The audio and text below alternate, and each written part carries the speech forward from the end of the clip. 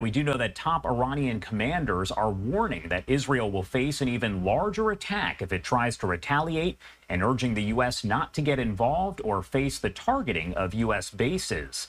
Want to talk about more of the reaction here? Let's bring in Majority Leader of the House, Steve Scalise, joining us now live. Thank you so much for taking the time to be here with us today.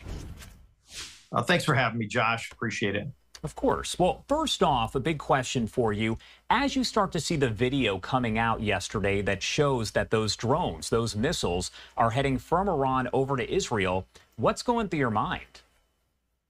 Well, this is an escalation unprovoked by Iran. I mean, you've already had the fight by Iran's proxies. And let's make it clear, Hamas, Hezbollah are all funded by Iran. And so we know that Iran's been involved from the beginning, and what happened on October 7th, just not directly. This is the first direct action from Iran to try to attack Israel, and Israel has a right to defend themselves. They always have. We've always stood by them in their right to self-defense, and in days like today, we've got to be right there with them, and we surely are on the House majority side. What does this say to you as you're watching the video of the explosions, the Iron Dome intercepting some of these projectiles flying through? What does it say to you about the importance of funding for the Iron Dome? Yeah, this is a partnership we've had with Israel for a long, long time. I've been out to Israel myself personally, seeing the Iron Dome and some of the other defense systems that we work with them on putting in place, and they've been highly effective. This was another example. It took the Iron Dome. It took some of the other weapon systems, of course, fighter jets, American and Israeli fighter jets, destroyers, American destroyers, helped shoot down some of these drones and missiles. And so this partnership has been in place for a long time, and it needs to continue, especially right now when you see a multi-front war. It's not just Hamas that Israel is fighting. Now you've got Iran directly involved. And however Israel responds to Iran's aggressive actions, we need to support it. The president doesn't need to be putting preconditions like you've seen lately on Israel. It's not Israel who started this. It was Hamas. It was Iran with Hamas. Now it's Iran directly.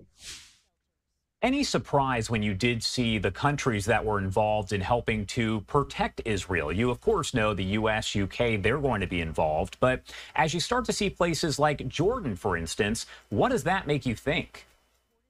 Well, it shows that, if you go back to some of the peace accords that President Trump helped put in place, those peace accords are real. There are a lot of countries that want peace in the Middle East. Iran's the outlier. Iran is the country who provokes Israel on every front, who funds terrorist organizations like Hamas and Hezbollah. And so, when you saw those Abraham Accords, it was a lot of other countries, not just neighboring Israel, but other Middle Eastern countries who recognized that peace is in the best long-term interest of the entire Middle East. If Palestinians want their own country, the ability is there to have an agreement reached. They've chosen, the Palestinian leadership has chosen not to want peace. But everybody else in the region does, especially Israel. Countries like Jordan want it as well. And so that's what I think you're seeing right now. Iran is the one kind of sole outlier in that. And we need to isolate Iran. We ought to put increased sanctions on Iran. President Biden made it easier, for example, for Iran to sell their oil on world markets. That put over $60 billion of additional money in Iran's pockets since Biden became president. That money's been put to use to go and fund terrorist activity, for goodness sake. We need to increase those sanctions, put those sanctions back in place. And it sounds as though the House is now going to take up the foreign aid bill next week. What is the likelihood of everything moving through the House successfully? I'd like to see that happen. Speaker Johnson has been negotiating with the White House for some time now to try to get an agreement on the broad package that would include a number of other things. If you go back to the fall of last year, we passed an Israel aid package. It was paid for by an IRS slush fund, a slush fund where the IRS is trying to more than double the size of the agency. The Senate still hasn't taken that bill up. That bill has been sitting in the Senate for months and months now. Chuck Schumer refuses to take action. There was an attempt to pass a standalone Israel aid package just a few weeks ago, and the White House threatened to veto it. So that killed that bill.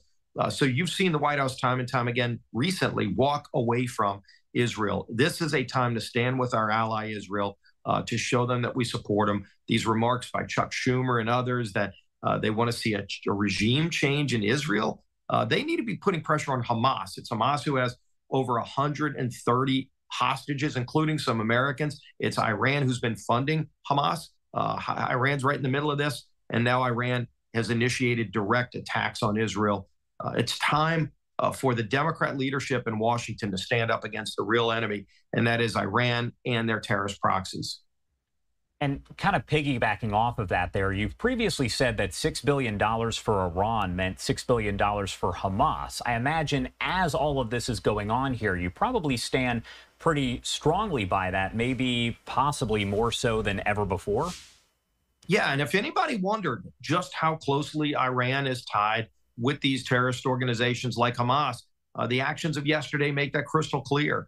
There is no difference. If you are giving money to Iran, and again, President Biden eased sanctions against Iran so that they could do things like sell more of their oil on world markets. That's not only putting billions, tens of billions of dollars in the pockets of Iran, but it's giving Iran direct money to go fund more terrorist activity against countries like Israel and the United States. You know, they hate Israel and they hate the United States. Why, for goodness sake, would you want to give them more money? Billions of dollars, 60 billion by most accounts since Biden took office. That's why we want to see increased sanctions against Iran, punish them for the activities that they've been playing both indirectly and now directly against our ally Israel.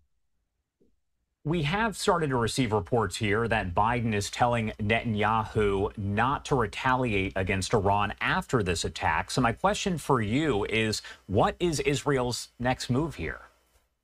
Well, first of all, what is President Biden doing trying to dictate the terms of Israel's response to a direct attack against their country? Could you imagine if a nation was trying to attack the United States and you had an ally, a friend of ours, calling saying, hey, don't respond? That would be ludicrous. And by the way, that idea would be thrown in the trash can because we should respond if somebody attacked us, just like Israel has the right to respond to these attacks. You don't want them to go unresponded to because that's the new standard. If it is, well, Iran can just shoot drones, missiles, other weapons at Israel, and they should just turn the other cheek at some point in time. There's going to be more deaths and casualties. That's not something that we want to be a part of. We want to support Israel in their right to self-defense. We surely do on the House Republican side. It's time the Democrat Party start facing this anti-Semitic wing that is starting to take over their party. It's disturbing. It's alarming. I think a lot of people are real angry with the direction of the Democrat Party moving away from Israel. This isn't the time you walk away from your friends. This is the time when they're being attacked by evil countries, terrorists, organizations. You stand by your friends and you have their back when they defend themselves. Iran is now warning the U.S. not to aid Israel, not to get involved in any of this, or that U.S. bases could be targeted.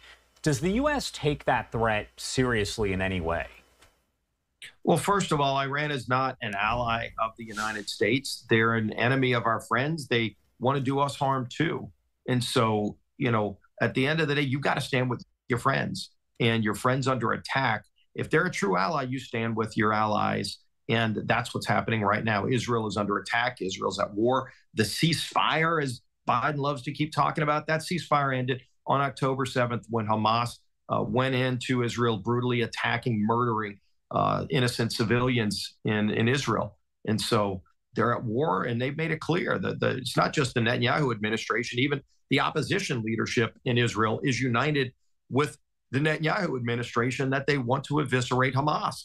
If you want to get peace in the Middle East, you have to eviscerate the terrorists who are the only thing standing in the way of peace. And that's what's going on right now. We need to support Israel. My last question here before I let you go. Trump, now, of course, the Republican frontrunner for president, has said that if he was president, this wouldn't be happening. And I want to get your take. Do you agree with that statement from the former president? I do. Just go look at the track record. When Donald Trump was president, you had some aggression in other parts of the world prior to his administration. You look at what's happening in Ukraine. You had, during the Obama years, Russia, Putin moving in on Ukraine back then. Trump comes in, and Trump started providing the lethal aid that they were asking for in Ukraine, and it pushed back Putin. Putin stopped until Biden came in. And then weakness, you're seeing it all over the world. Iran has seen the weakness of Joe Biden's administration. Putin has surely seen and taken advantage of the weakness. Xi in China is taking advantage of that weakness. Look at what happened in Afghanistan. The withdrawal in Afghanistan was not only an incredibly low point in U.S. military operations. 13 service members lost their lives. The total debacle under President Biden, nobody was held accountable. But our enemies saw that failure and saw the weakness that Joe Biden portrays on the world stage, and they're taking advantage of it. Donald Trump does not allow that kind of weakness to be shown. He didn't start any new wars. A lot of people were surprised with that, but he used the strength of America and the moral strength of America to stand up to the bullies around the world. There are bad actors out there. If there weren't, nobody would need any defense systems. But there are bad actors who are always ready to take advantage of weakness. President Trump showed strength, and because of that, the world was a safer place. We need to get back to that. We need President Trump back in office. All right, Steve Scalise, thank you so much for taking the time to join us here and help discuss the Middle East, break it all down. Anything else you want to add about any of this before I let you go? Again, we just need to stand with our friend and our ally Israel during these tough, difficult times. And, they know what they need to do to secure their nation. We don't need to be standing in the way of an ally, a democracy in the Middle East, when you have terrorist organizations and countries like Iran who sponsor those terrorist organizations that are trying to eviscerate our friend and ally Israel. All right. Thank you again for taking the time to be here with us today. We appreciate it. Great being with you, Josh. Thanks for having me.